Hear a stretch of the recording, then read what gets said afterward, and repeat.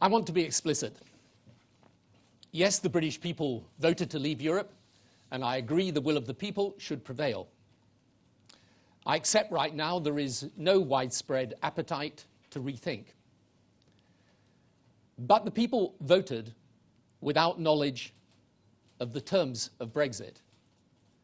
As these terms become clear, it is their right to change their mind. Our mission is to persuade them to do so. What was unfortunately only dim in our sight before the referendum is now in plain sight. The road we're going down is not simply hard Brexit. It is now Brexit at any cost. Our challenge is to expose relentlessly what that cost is, to show how the decision was based on imperfect knowledge, which will now become informed knowledge, to calculate in easy-to-understand ways how proceeding will cause real damage to our country, and to build support for finding a way out from the present rush over the cliff's edge. I don't know if we can succeed, but I do know we will suffer a rancorous verdict from future generations if we don't try. How hideously in this debate is the mantle of patriotism abused. We do not argue for Britain in Europe because we are citizens of nowhere. We argue for it precisely because we are proud citizens of this country, Britain, who believe that in the 21st century we should maintain our partnership with the biggest political union, the largest commercial market on our doorstep, not in diminution of our national interest, but in satisfaction of it. Consider for a moment the surreal situation in which our nation finds itself. I make no personal criticism of the Prime Minister or the government. I know the Prime Minister is someone who cares about our country, who's trying to do the right thing as she sees it, and I know how demanding the job of leadership is. But just consider, 9 months ago, both she and the Chancellor were telling us that leaving would be bad for the country, its economy, its security, its place in the world. Today, it is apparently a once-in-a-generation opportunity for greatness. 7 months ago, after the referendum result, the Chancellor was telling us that leaving the single market would be, and I quote, catastrophic. Now it appears we will leave the single market and the customs union, and he is very optimistic. 2 years ago, the Foreign Secretary was emphatically in favour of the single market. Now ditching it is brilliant. The Prime Minister says she wants Britain to be a great open trading nation. Our first step in this endeavour? To leave the largest free trading bloc in the world. She wants Britain to be a bridge between the European Union and the United States of America. How to begin this worthy undertaking to get out of Europe, thus leaving us with no locus on the terrain where the bridge must be constructed. We're told that it's high time that our capitalism became fairer. And how do we start laying the foundation for such a noble cause? By threatening Europe with a move to a low-tax, light-regulation economy, the antithesis of that cause. This jumble of contradictions shows that the Prime Minister and government are not masters of this situation. They're not driving this bus. They're being driven. And as we pass each milestone, so the landscape in which we are operating changes, not because we willed the change, but because this is the direction in which the bus is travelling. We will trigger Article 50, not because we now know our destination, but because the politics of not doing so would alienate those driving the bus. And the surreal nature of this exercise is enhanced by the curious absence of a big argument as to why this continues to be a good idea. Many of the main themes of the Brexit campaign barely survived the first weekend after the vote. Remember the £350 million a week extra for the NHS? Virtually the only practical arguments still advanced under the general rubric of taking back control are immigration and the European Court of Justice. On the European Court, I would defy anyone to be able to recall any decisions which they might have heard of, as opposed to the decisions of the European Court on Human Rights, a non-EU body. I can honestly say that during all my time as Prime Minister, there was no major domestic law that I wanted to pass which Europe told me I couldn't. It is true, European court rulings are important on technical issues. Some business likes, some they don't. But no one would seriously argue that the ECJ alone provides a reason for leaving Europe. No, immigration is the issue. Net immigration into the UK was roughly 335,000 in the year to June 2016. But just over half was from outside the European Union. I know in some parts of the country there is a real concern about numbers from Europe and the pressures placed on services and wages. However, of these European Union immigrants, the Prime Minister has recently admitted we would want to keep the majority, including those with a confirmed job offer and students. This leaves around 80,000 who come looking for work but without a job. Of these 80,000, a third comes to London, mostly ending up working in the food processing and hospitality sectors. It is highly unlikely, frankly, that they're taking the jobs of British-born people in other parts of the country. So the practical impact of Brexit on immigration is, on analysis, less than 12% of the immigration total. And for many people, the core immigration question, and one which I fully accept as a substantial issue, is immigration from non-European countries, especially when from different cultures in which assimilation and even potential security threats can be an issue. Yet this immigration impacted the Brexit decision. It was Donald Trump, no less, who said that without the refugees from Syria, I quote, "you probably wouldn't have a Brexit." It is no coincidence that the infamous immigration poster of Leave was a picture of Mr. Farage in front of a line of Syrian refugees. Thus, we have moved in a few months from a debate about what sort of Brexit, involving a balanced consideration of all the different possibilities, to the primacy of one consideration, namely controlling immigration, without any real discussion as to why, and when Brexit doesn't affect the immigration people most care about. However, we're told we just have to stop debating Brexit and just do it. I would actually question whether the referendum really provides a mandate for Brexit at any cost. But suppose it does. The argument is then that the British people have spoken, we must deliver their will, and we should just get on with it.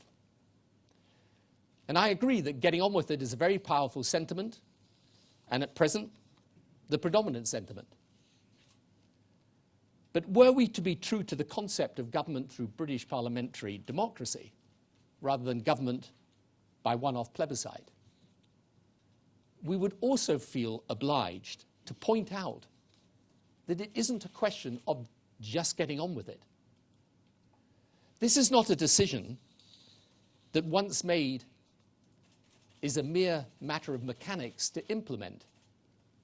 It is a decision which begets other decisions. Every part of this negotiation, from money to access to post-Brexit arrangements, is itself an immense decision with consequence. If we were in a rational world, we would all the time, as we approach these decisions, be asking, why are we doing this? And as we know more of the costs, is the pain worth the gain? So let's examine the pain. We will withdraw from the single market. which is around half of our trade in goods and services. We will also now leave the customs union, covering trade with countries like Turkey. Then we need to replace over 50 preferential trade agreements we have via our membership of the European Union, for instance, with Switzerland. So EU-related trade is actually 2/3 of the total. This impacts everything from airline travel to financial services to manufacturing industry, sector by sector. Then we will pay for previous EU obligations, but not benefit from future opportunities, with figures as high as £60 billion as the cost. We will lose influence in the world's most significant political union and have to negotiate on issues like the environment, where we presently benefit from Europe's collective strength on our own. There is alarm across sectors as diverse as scientific research and culture as European funding is withdrawn. And all this then to do an intricate renegotiation of the trading arrangements we have just abandoned. That negotiation is without precedent in complexity. It is even possible that it fails and that we end up trading on WTO rules. This is in itself another minefield. We would need to renegotiate the removal not just of tariff barriers, but the prevention of non-tariff barriers, which today are often the biggest impediment to trade and pile costs on business. This could take years. Our currency is down around 12% against the euro, 20% against the dollar, which is the international financial market's assessment of our future prosperity, i.e. we're going to be poorer. The price of imported goods in the supermarkets is up, and that's the cost of living. Now, of course, Britain can and would survive out of the European Union. This is a great country with resilient and creative people. And yes, no one is going to write us off, nor should they. But making the best of a bad job doesn't alter the fact that it isn't smart to put yourself in that position unless you have to. Most extraordinary of all, the two great achievements of British diplomacy of the last decades in Europe, supported by governments, both Labour and Conservative, namely the single market and European enlargement, are now apparently the two things we most regret and want to rid ourselves of.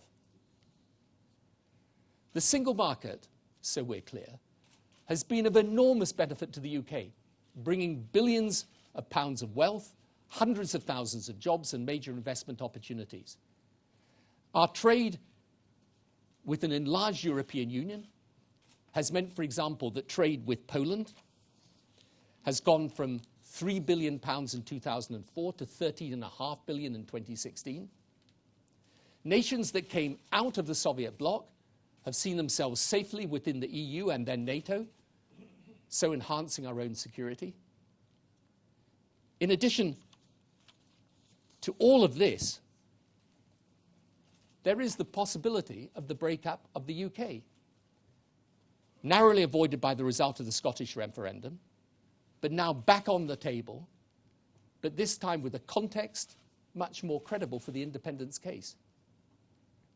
We are already seeing the destabilizing impact of negotiation over border arrangements on the Northern Ireland peace process. So none of this ignores the challenges the country faces, which stoked the anger fueling Brexit. Those left behind by globalization,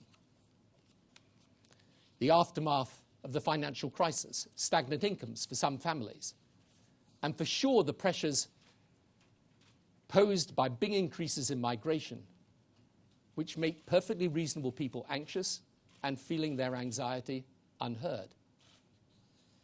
I always believe that if the center ground does not deal with the problems, the extremes can exploit them. But our duty, surely, is to give answers, not ride the anger. And here is the paradox.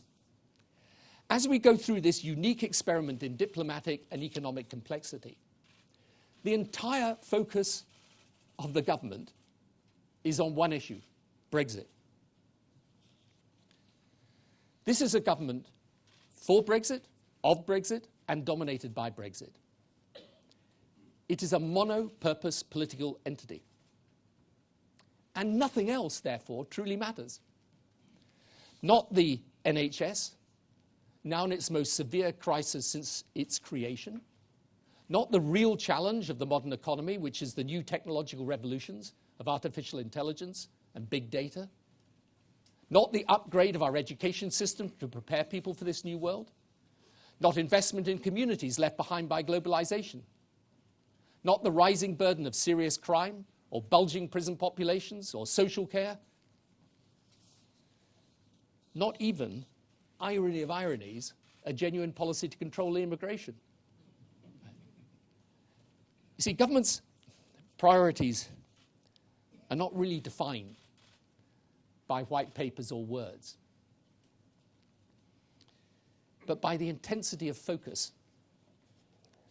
This government has bandwidth only for one thing, Brexit.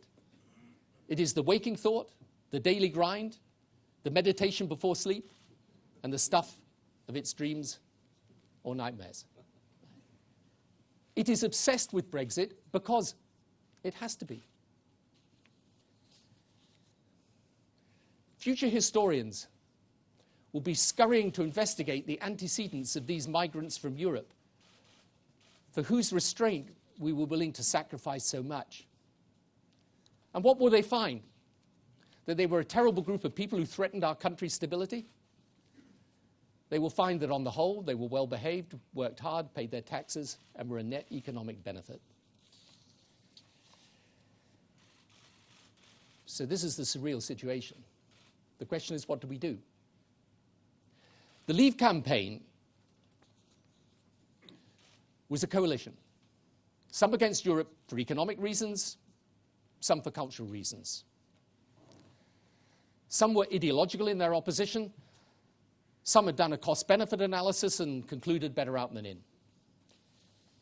We must expose the agenda of the ideologues and persuade those interested in the cost-benefit ratio. For the latter, we must day in, day out articulate the reality. The pain is large and the gain largely illusory. But the ideologues are the ones driving this bus. The economic future, which could work outside of Europe, is exactly the low-tax, light regulation, offshore, free market hub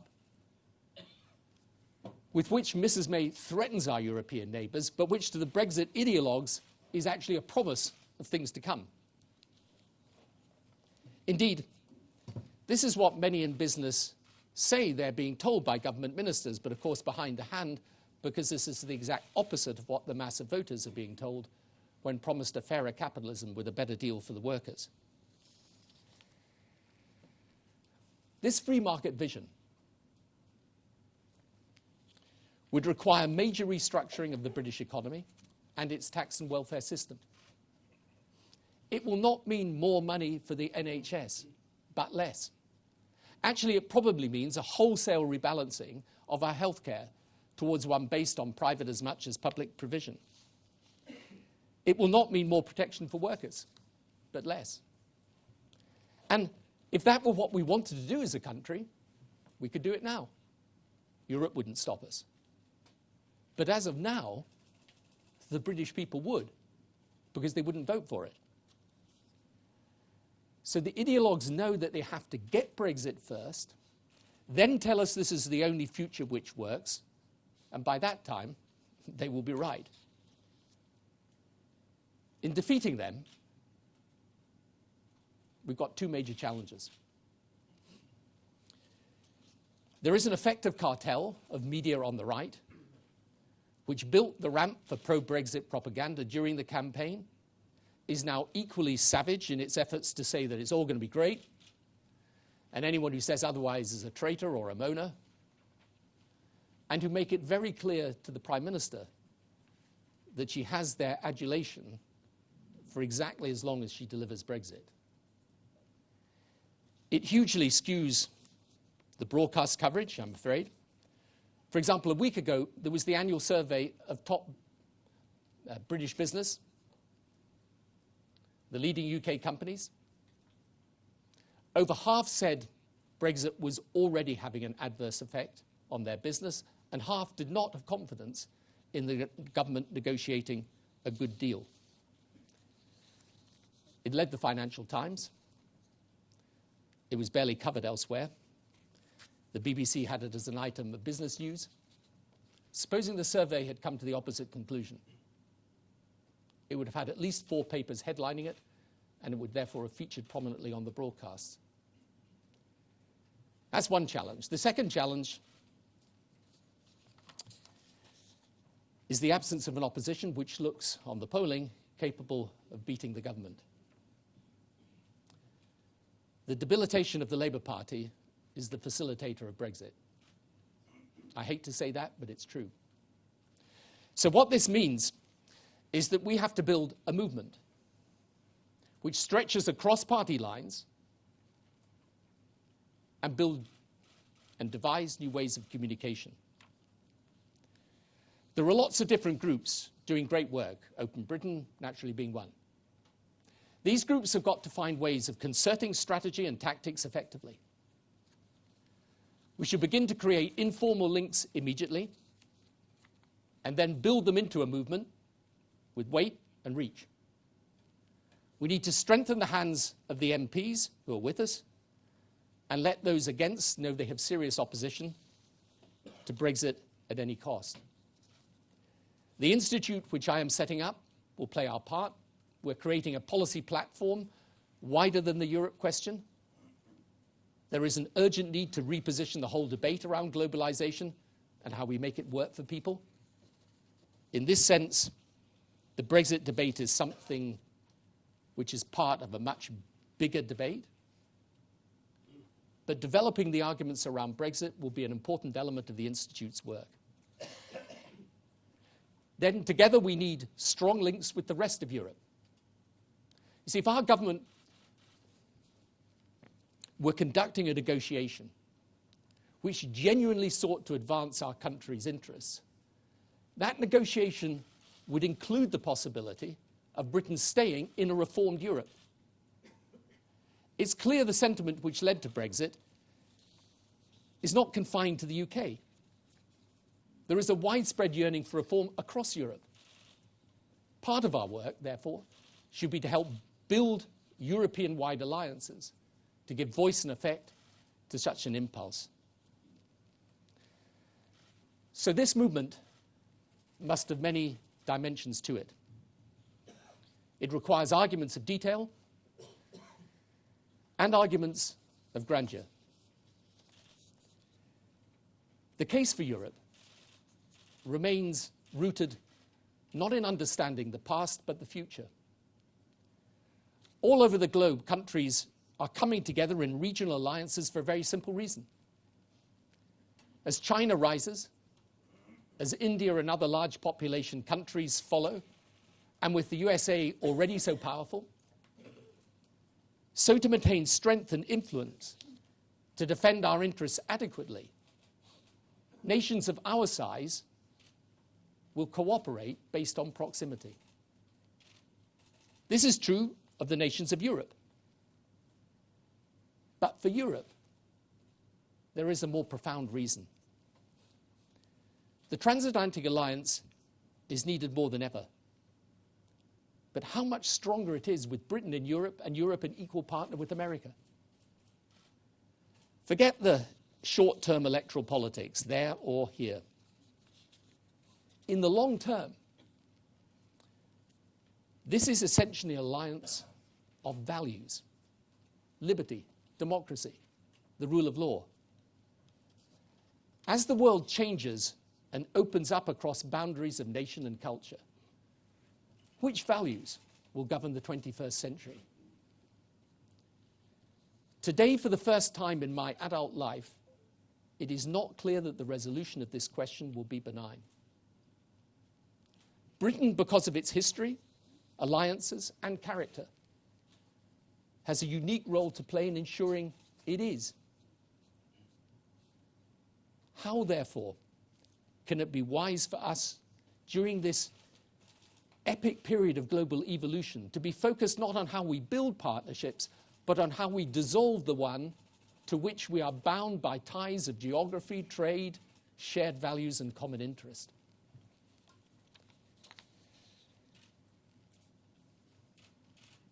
The one incontrovertible characteristic of politics today is its propensity for revolt.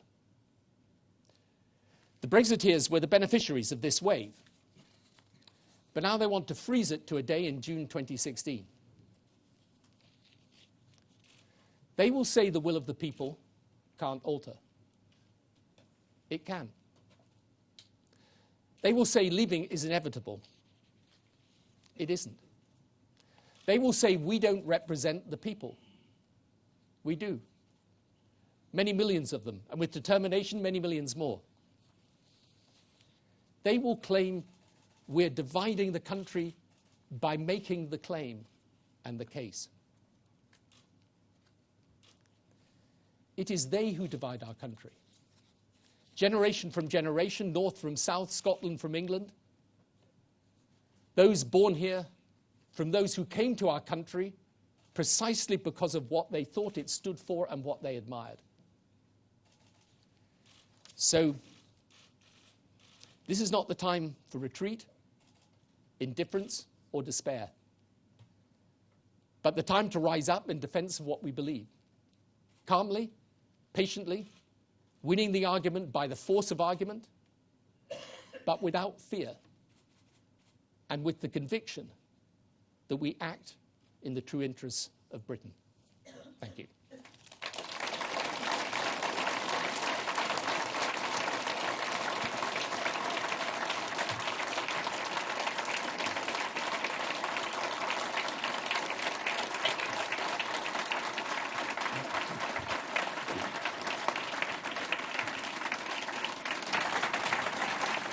Thank you very much. Well, Tony, I'd like to thank you for that very thought-provoking speech. I'm Pat McFadden, the MP for Wolverhampton South East and a founding supporter of Open Britain. We're going to have some questions from the audience in a moment, but I'd like to begin by asking you about a couple of things that you talked about today, Tony. The first is that in a constituency like mine in Wolverhampton, a big part of the impetus to vote Leave is what has been termed as the discontents over globalisation. People feeling left out of economic change, disaffected by politics, and feeling that often the past seemed to offer a better economy or seemed to be a better economy than the present that they're living in. Around the world, the right has offered answers to these discontents through nationalism, through anti-globalization politics, and in some cases, anti-immigrant politics. So the first thing I'd like to ask you about is, if the answer from the right is wrong, what is the better answer from the centre-left? And secondly, if I may, on Scotland. You talked today about how the Brexit vote has put the issue of the unity of the UK back in the agenda. But you went further. You said that in some ways that case may be more credible now. Could you say a bit more about that too? Sure. I mean, the first question is, the heart of Western politics today. But you see, the answers of the right or the far right are not really answers. So when they say that actually protectionism is better than free trade, this is not in the end going to protect people's jobs, because actually the changes that are happening in the jobs market are changes more driven by technology than it is by trade. And the next generation of technology is going to change things even to a greater extent. So we've got to provide the genuine answers rather than riding the anger. And this is the reason I'm establishing this institute. It'll go broader than Europe. But of course, the Europe debate is a part of it. I mean, the truth is, the answer to communities left behind by globalization is not for Britain to get out of Europe. It's for Britain to stay in Europe and argue for policies from Europe which allow Europe to make the best of its opportunities, and within Britain to say if there are communities left behind by globalization, let's go and help them. I mean, it's not new, this idea that you know, industrial change is happening. I remember back in the 60s, the whole reason there were new towns created all over the UK was because there was a huge displacement of people. So let's go to those communities and help them. They're not going to be helped. Someone who's, you know, working class person in the north of England unable to get a job is not going to be helped by stopping some Polish guy working as a waiter in London. It's not, and it's this false perspective we've got to expose for people.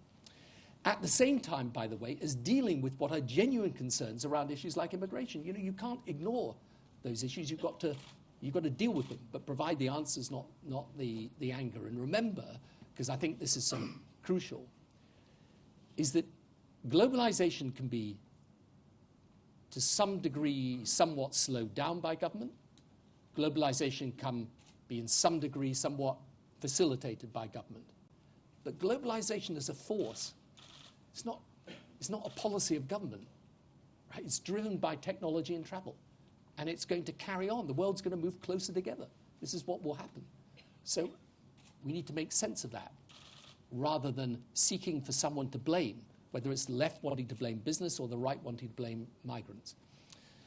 On Scotland, let me be very clear. I want Scotland to remain in the UK.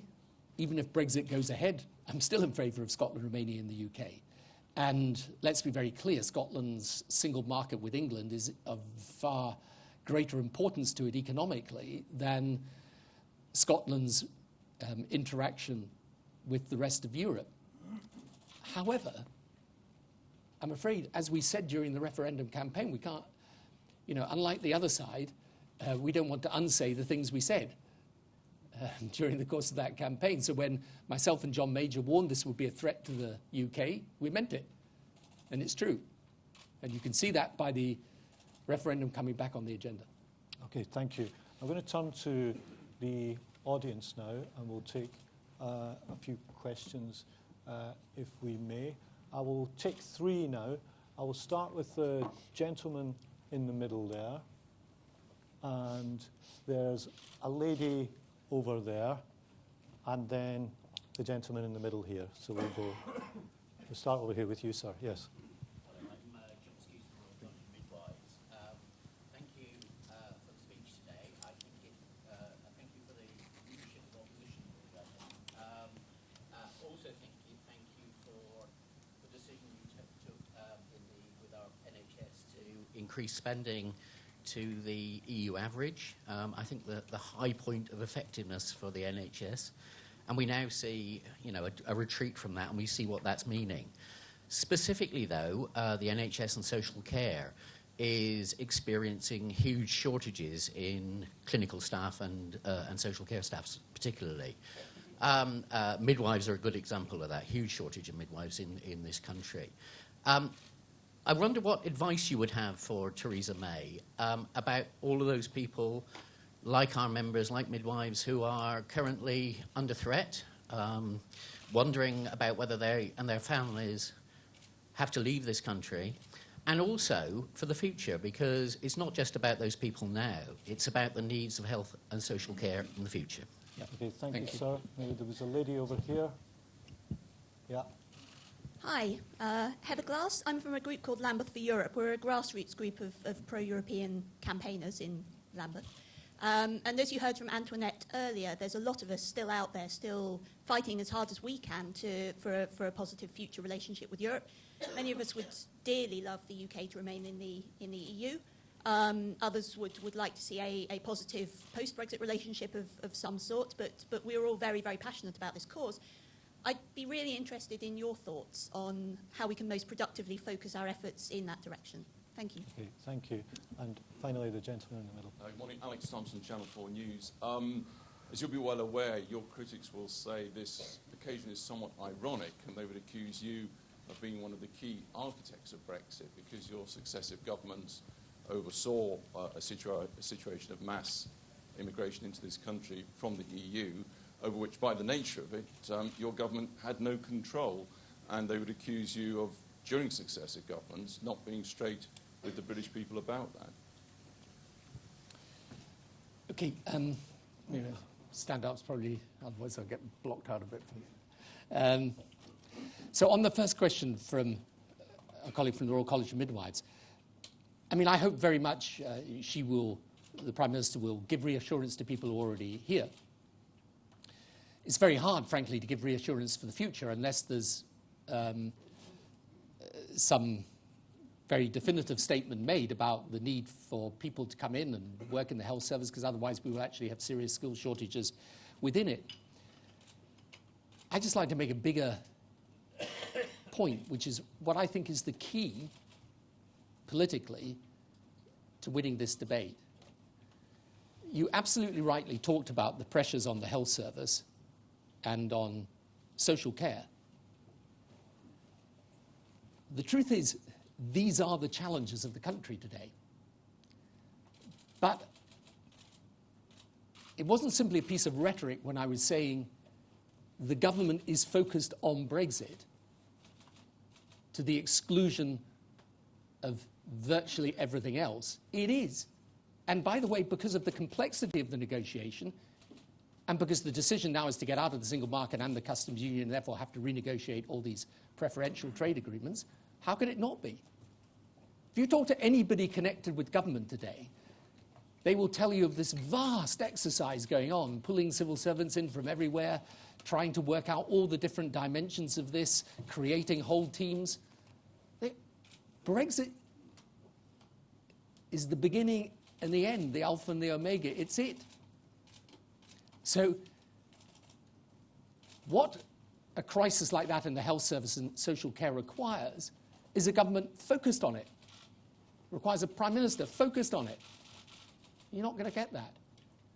And once people start to understand that that is also a cost of Brexit, it's not simply the cost in jobs or politics to do with Europe, it's the cost in focus on the issues that actually day to day make their lives better or worse. Believe me, when that linkage is made, then people are going to start reconsidering this. Because this isn't going to go on for a few months.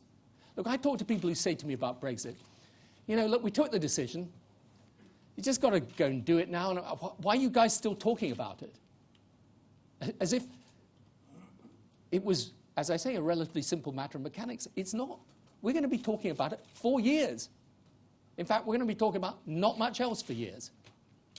So, okay, time to time, other things get a look in. But the theme that will run throughout the British government for the next years is Brexit. That is, I'm afraid, why they're not able to deal with it. Now, on the grassroots campaign, I think this is, I mean, I really applaud the work that you and others are doing. I think it's fantastic. And we need a combination of things. It's like any political campaign. You need to be on the detail, because every single thing that happens every step of the way has got to be analysed. It's got to be, you know, for example, it's great stuff put out by Open Britain, by many other organisations. People like Nick Clegg, for example, do excellent briefs on what's happening day by day. But my view, very frankly, as a sort of, you know, practising politician, as it were, is you've got to get some coordination into this, right? Because otherwise, everyone's doing their bits and pieces, and that's fantastic. But, you know, you don't win a campaign like this unless there's some coordination. And then you need big strategic arguments which are shared in common. Right, I've just given one about the focus of the government, but you need to work those out. And as for, no, I love the fact they now say Brexit's really down to me. Let me just deal very simply with this question about, you know, the transitional arrangements. Yeah, we could have decided. The circumstances, of course, were completely different in 2004. We could have decided to put those transitional arrangements in. It would have meant for 4 years. People could still come to Britain, by the way. Freedom of movement came in immediately. But it's true, they wouldn't have been able to look for a job, or at least not officially, which is one of our issues, by the way, until 2008. But actually, the majority of this migration from Europe has come in post-2008. So I know it's very convenient for government ministers to say, oh, no, we wouldn't be doing this if it wasn't for him. It's about time they took responsibility for being in government. Okay, so the other thing, though, I think is really important is this, and this is one of the things I find, I didn't say too much, I just mentioned in my speech, but let me just say it to you now. How have we come to think that enlargement was bad for Britain? Why do you think Britain fought for enlargement for these countries in Eastern Europe if they wanted to come in to the European Union? We did it for big strategic interests of this country. It's in our interest that Europe takes in Eastern Europe. Those countries that have come in are now part of our security area. They're part of the European Union. Look at what's happened to the living standard in those countries. Compare Poland and Ukraine, right? When they left the Soviet bloc, roughly the same GDP per head. You look at the difference now. It was in our interest to have enlargement. It's a good thing for Britain. Single market was what we fought for. And that's why I say, when you look at this debate today, there is a surreal quality to it. As if these things that we fought for as a country, for reasons that are really good. I mean, think what would be happening in Eastern Europe today. I mean, just think if these countries hadn't joined the European Union. Think the pressures they would be subject to. Some of them are subject to pressures anyway. Think how those pressures would be ramped up if they weren't in the European Union. So these are important things that we need to remind people of when we come to this debate. Thank you. I'll come to a question at the front. Robert Nisbet from Sky News. How are you intending to... microphone. Robert Nisbet from Sky News. You're talking about setting up a political movement and an institute, but how are you actually going to influence the debate? Are you talking about trying to get various political parties together to form perhaps a new political party? And are you looking for a second referendum?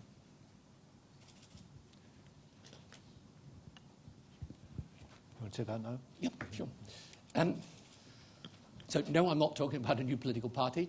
And the issue of how a change of mind manifests itself is, in my view, a second-order question. What I think we need to do is very, very simple. We need to create a sufficient understanding of what, as we know the reality of Brexit, as we get to know it's not a claim, it's a this is what's going to happen, as the facts of Brexit become clear, we need to build sufficient understanding amongst the British people and a sufficient sense that, no, having looked at what we're now being offered, this is not such a good idea for us. And how you do that is the most important thing. How you then test that is another thing. But, it's going to become perfectly clear or not. I mean, it may not become clear, in which case what I'm saying will not succeed. But I think if we focus on persuading people, here is all the pain, and here, if immigration is the thing that worries you, this is actually all you're getting. I know exactly why the Brexit ideologues don't want that debate to get underway, because if that happens, people are going to be scratching their heads and thinking, so we're getting all this misery and difficulty and challenge, we're getting a control of our immigration that's less than 12% of the total and doesn't actually affect the immigration we actually care most about. And what's more, we've got a government that's now a sort of obsessive about one issue, which is Brexit, and can't deal with all the issues that I care about. I think in those circumstances, people are going to start to scratch their heads and think about changing their mind. And that's what's important. And, it is, look, obviously all of this would be easier if you were in a position where there was an opposition party that looked capable of challenging the government for its position, which on the polling obviously is not the case at the moment. But nonetheless, this is a sufficiently big issue that I think part of what we're doing today and part of what we will do in the months to come is building the links so that you have a movement of people out there on the ground in the public debate saying, here are the facts, let's think again. And a second referendum? No, as I say, I think that's a second-order question. You could have a second referendum. You could do it in different ways, but that's not the issue. There's no point in even having a second referendum unless it's clear that, it'll become clear from, there are lots of ways you can test opinion, okay? There'll be polls, there'll be members of parliament coming back from their constituencies saying, you know what, the mood on the doorstep's changed. So this is what's important, is to create a different mood about this. Then you can decide, is it worth people having a second choice? But one of the reasons it's so important to have this movement is that right now, where's the pressure on the government? Right? The pressure's all one way. The pressure's from the right-wing cartel of papers who will beat them up and beat anyone up who dares suggest that anything other than Brexit at any cost is the right path for the country. So one actually very good thing for our democracy would be to put Theresa May and Philip Hammond and other people under pressure from people saying, hang on a minute, we're not for Brexit at any cost here. So I actually think they would benefit the government from having some countervailing pressures, because at the moment, as far as I can see, the politics, this is just one way. Thank you. Carl. Thank you. Carol Walker from the BBC. What do you say to the charge that your argument is fundamentally undemocratic? You're trying to overturn a vote of the British people. Isn't the only way you could do that through a second referendum? And if I may, do you really think that you're the one with the popular appeal to get a different answer if you did get a second go? Right. So, first of all, on me, right? You can like the messenger or not like the messenger. And this is a free country, so I've got a right to speak, and you've got the freedom to listen or not. Right? You don't want to listen to me, don't listen to me. But so that's, I'm very clear and simple on this. I know that there will be a volley of abuse that will come my way for speaking, but I'm speaking because I believe in it and I care about the country. I love this thing about the democratic, it's undemocratic to carry on debating this. The will of the people is not some fixed, immutable thing that can never change, irrespective of the facts that are brought to their attention. When the people voted on June the 23rd, I accept entirely they voted to get out of Europe. Right. But they didn't at that point know what the alternative was. They were told. I've used this analogy before, but it's a very accurate one. It's like a house swap. They said, yep, we want to swap our house. But they hadn't seen the other one. They'd had one group of people tell them, this other house is fantastic, you should definitely move there. And another group of people say, no, it's a really bad idea, I wouldn't do that. So what do? They heard two people, they decided to go with the person who told them it was fantastic. But here's the thing, now they're going to go and see it. Right? Now they're going to go and visit the neighborhood. Now they're going to go and test the structure. Now they're going to go and see whether it's the type of move they really want to make. The idea that in those circumstances, if they decide, you know what, I think this is not such a great neighborhood, not really liking the structure, don't think it's got the right bedrooms for us and the facilities, it's going to cost too much to do it up. What, they can't change their mind? No, you made your decision, you just got to do it. No, stop debating it, don't think about it anymore. Who made that rule? I mean, it's just, this is ridiculous.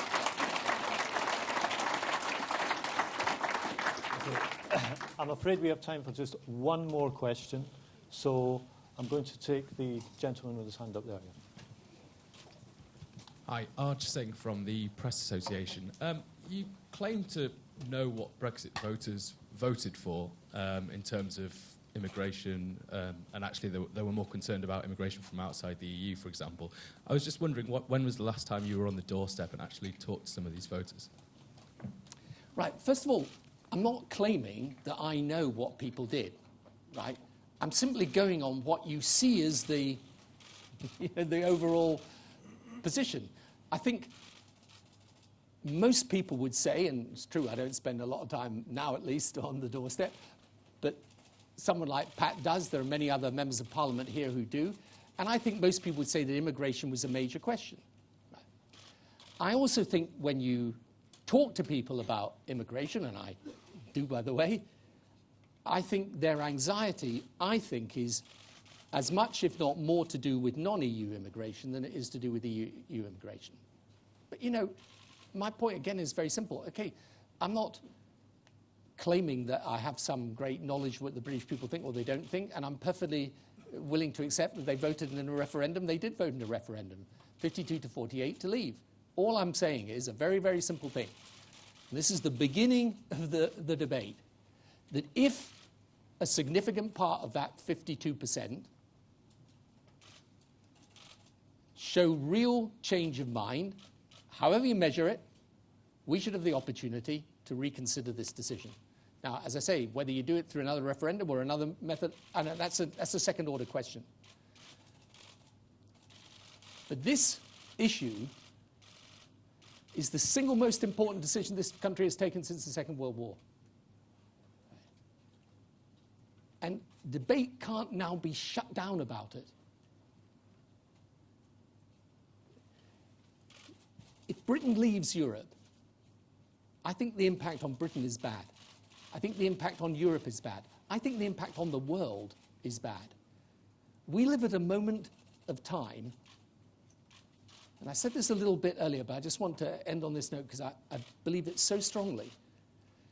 We are going through a period of time when, for the first time in my adult political lifetime, the issues to do with the basic values of liberal democracy are at risk. I want our country in that debate standing up for what we believe, building new alliances, not breaking old ones, and playing its part for those reasons of character and history and alliance in making sure that argument turns out well. So I'm not claiming any special knowledge of the British people. I'm simply claiming one right, and not just for myself, but for others, and that's to carry on talking to them and carry on debating with them and carry on discussing with them, so that if in the end we do decide to go down this path, which is effectively now Brexit at any cost. I mean, remember, a few months ago it was the question, would we stay in the single market? Now that went. Oh, we'll release the customs union. Now that's gone too. So let's not pretend that this thing is fixed. It's moving all the time. Right. So I just want that debate to continue so that if people decide in the end, okay, we care about this so much, we want Brexit at any cost, fair enough. We'll have lost the argument. But please don't tell us that we don't have the right to make that argument if we believe in this case strongly and if we believe that making this argument is profoundly in the interests of our country.